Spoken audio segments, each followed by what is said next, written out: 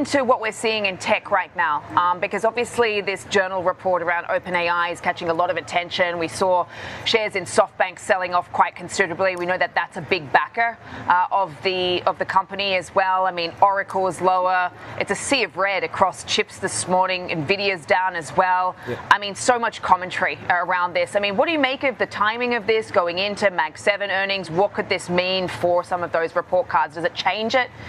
It could change it here a little bit. Obviously, we know over the last 2 years, OpenAI has been really one of the main drivers when it comes to the CapEx spend, and probably others have increased their CapEx spending for artificial intelligence because of OpenAI's commitments in the market. If you're kind of looking at their existing commitments as far as gigawatt power that's being outputted here, you're talking about a major city worth of power, and that was going to be a very hard bar to be able to cross to the upside. And I think a lot of those in the energy complex were kind of questioning this. Now, obviously, we are also seeing some competition within this space. Maybe we hear about that within the earnings announcements, especially when you're looking at Alphabet, Google, but obviously they are not able to meet the mark. Now, here's what I will say, Sam. If we want some optimism for today, yes, are you seeing red on the screen? For the most part, but Oracle is actually up about 5.5% from the pre-market lows. We actually see Microsoft in the green right now, and it looks like Nvidia is trying to recover some of these losses. It's only down about $3.50 at this point.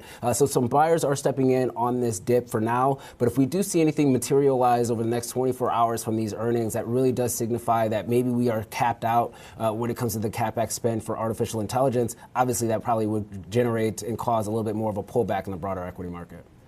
Yeah, I mean, yesterday, Nvidia, Micron, Intel, all closing at a record. I mean, the SOX index has had an incredible run. I mean, took a breather yesterday, but I mean, that seems pretty orderly given it's been an 18-day record rally there. So really interesting sort of setup and positioning ahead of some of these Mag 7 earnings. And as you say, I mean, some of the commentary I've been listening to this morning are saying that, you know, maybe the OpenAI story, not giving too much credence to it just yet, could be an opportunity to buy the dip. Particularly because it's not just OpenAI, is it? I mean, it's the others. I mean, the demand we know is still there. I mean, you know, particularly from the Anthropics of the world as well.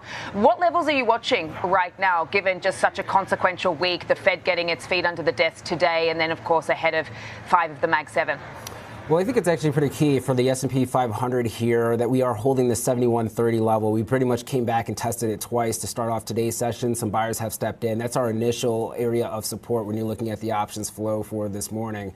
And if we're actually able to recover, you're looking at 7175, which was pretty much the highs that we saw from yesterday. Now, if you're going to break down 7100 is a key area of support. We break below 7100, that's when you will see an acceleration of selling pressure in this market. Every single day we have seen, obviously, a lot more bullish activity, and individuals continue to roll up higher and higher when it comes to their put protection. But if we do see maybe some geopolitical risk or maybe some of this AI risk coming back into the market, a lot of that gamma structure when it comes to the put side can get accelerated to the downside here. So that's not really what you want to see. We also don't want to get back into that range that we saw last week, which is pretty much sitting at between that 70-50 level to the downside, 7150 to the upside. That range, if we continue to stay within that range or get back into it, kind of leads to a rolling over of a lot of these oscillators, which could put, once again, more selling pressure into the market. Yeah, I know a lot of traders have been pointing out that the narrowness of the market still remains an issue, particularly when you look at the record close yesterday. I mean, you take a look at the stocks that were at all-time highs. It was only 15 compared to, like, 40 last week or something. So this is obviously a big topic of conversation. Tuesday saw a dramatic drop in semiconductor stocks as new worries about OpenAI's financial future put pressure on Nvidia and its competitors. Nvidia's stock dropped almost 1.5% during trading, undoing some of the gains from the previous session when it closed at a new high following a 4% increase. The strength of its recent advance was highlighted by the chipmaker's recent breakout of a protracted trading range between $165 and $195. The semiconductor industry was affected by the sell-off. Broadcom fell 3.29%, and Advanced Micro Devices fell 3.1%. In addition to ARM Holdings' about 6.7% decline, Intel, Micron Technology, and Applied Materials also reported significant losses. The decline follows a robust run for chip companies, with the Philadelphia Semiconductor Index rising by about 50% from its low in late March.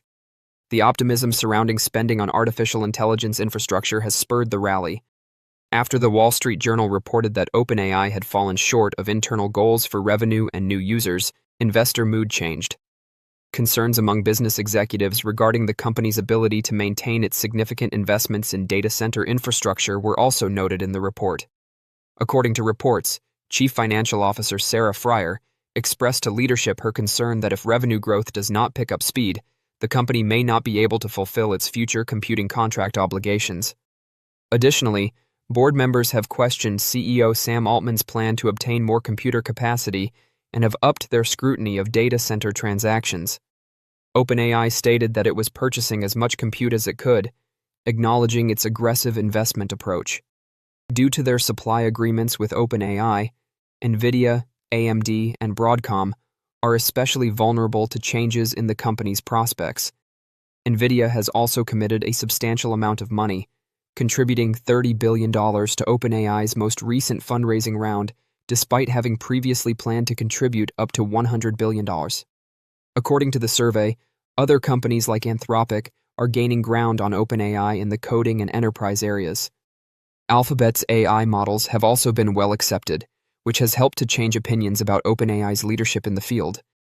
In a joint statement, Altman and Fryer called any notion that they are at odds or are delaying the acquisition of new computer resources ridiculous.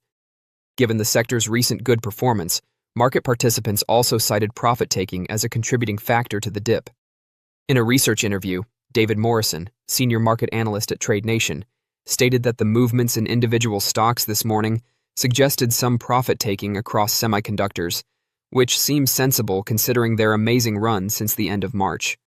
The retreat occurs ahead of a significant earnings period for big tech firms, which is anticipated to shed more light on patterns in artificial intelligence spending. Investors are eagerly awaiting data on capital expenditures from companies including Alphabet, Microsoft, Amazon, and Meta platforms. The bullish case for semiconductor demand is supported by the expectation that major U.S. technology companies will invest over $700 billion in infrastructure this year. Even as worries about OpenAI add further uncertainty to the sector's near-term prospects, chip stock investors will be turning to these earnings reports for comfort that expenditure plans stay intact. I will not pretend to stop purchasing Nvidia. I add every rebalancing, every paycheck, and every dip longer than a week. The explanation is straightforward. The company's order book keeps growing while it sells the one thing that the whole technology industry is clamoring for. I really believe in a build cycle. Jensen Huang referred to it as the AI industrial revolution, and my account records reflect the expenditures associated with it. I am purchasing a backlog when CoreWeave aims to build more than 5 gigawatts of AI factories by 2030. OpenAI signs for at least 10 gigawatts of Nvidia systems, and Meta commits to millions of Blackwell and Rubin GPUs. Begin with FY 2026's fourth quarter.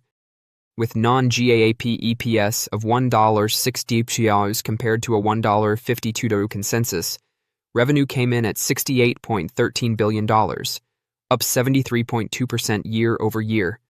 In just one quarter, net income increased by 94.47% to $42.96 billion. Data center networking increased 263%, and data center sales alone reached $62.31 billion, up 75%. Revenue for the entire fiscal year 2026 was $215.94 billion, up 65.47%, with an EPS of $4.77. Businesses of this scale shouldn't expand this quickly. The money comes in second. In FY 2026, Nvidia produced $96.58 billion in free cash flow and gave back $41.1 billion to shareholders, nearly all of which came from buybacks. $58.5 billion was still authorized. At $157.29 billion, shareholders' equity increased 98.28% annually. The payout of pennies is symbolic. The buyback, which is financed by operating margins that most software companies would be jealous of, is the true capital return story. Forward PE is at 26, while trailing PE is at 43. I am paying a reasonable price for a company that compounds net income in the triple digits. The moat comes in third. Vera Rubin instances were initially deployed by hyperscalers such as AWS, Google Cloud, Microsoft Azure, and Oracle Cloud Infrastructure. Nvidia was designated as the Genesis mission's commercial industry partner by the U.S. Department of Energy. The same stack powers engineering, automotive, and pharmaceutical software: Mercedes-Benz, Lilly, Synopsys, Siemens, Dassault Systèmes. The lock is CUDA. The key is the roadmap, where Rubin offers up to a 10x reduction in inference token cost compared to Blackwell. The actual one is China. Data center compute revenue from China is specifically excluded from the $78.0 billion Q1 FY 2027 forecast.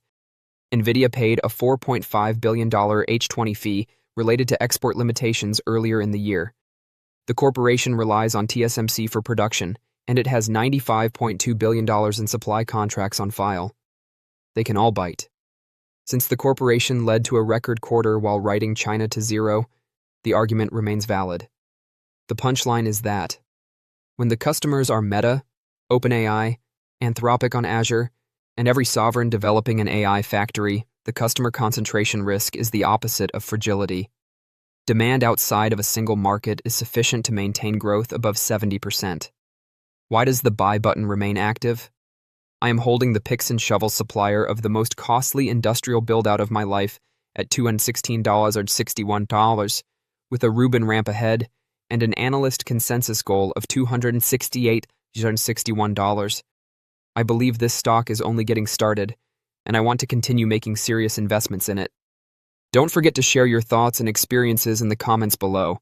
Your input helps create a more knowledgeable community where we can all learn and grow together in the world of investing. Stay up to date with the latest market trends, insights, and key updates by subscribing to Investing Tutorial. We're here to help you make smarter investment decisions and stay ahead of the curve. You say that what we've seen from the journal as far as OpenAI not meeting its goals is potentially another DeepSeek moment and perfectly timed piece to spoil the chips party. Walk us through that. Yeah, good morning, Sam.